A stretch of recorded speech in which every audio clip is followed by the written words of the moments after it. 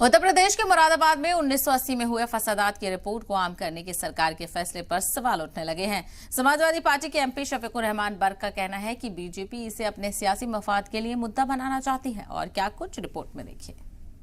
उत्तर प्रदेश की योगी सरकार ने मुरादाबाद में 1980 में हुए मजहबी फसाद की रिपोर्ट आम करने का फैसला किया है।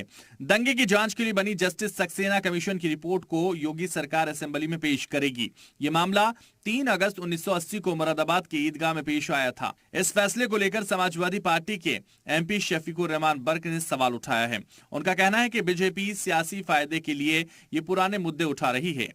इसका तो इनका जैसे कि इनकी पॉलिसी है हिंदू मुस्लिम नफरत की, उससे भी पुरानी बातों को उखाड़कर नफरत दिलाना चाहते हैं। जबकि उसमें मुसलमान ईदगाह में नमाज पढ़ रहे थे तो उसमें सुअर छोड़ा गया तो उससे डिस्टर्ब हुआ नहीं इबादत के अंदर। ये झगड़ा हुआ था उस जगह।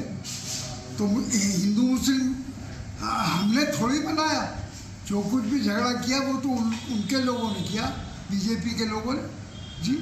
तो आज उसको टेबलाइज करने का क्या मकसद है? इस वक्त हिंदुस्तान में इतने दिन हो गए, आज 8 साल से ज़्यादा हो गए इनकी गवर्नमेंट को बने हुए तो जी, लेकिन इसके बावजूद अपनी गवर्नमेंट के दौरान में दिखाइए आपने क्या किया है, उसको उस पर बहस कराइए। आज तक बहस नहीं कराते।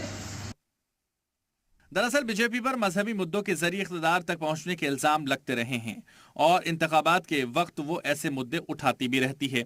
अब देखना है कि आने वाले दिनों में इसे लेकर बीजेपी का क्या रिएक्शन होता है। ब्यूरो रिपोर्ट, जी मीडिया।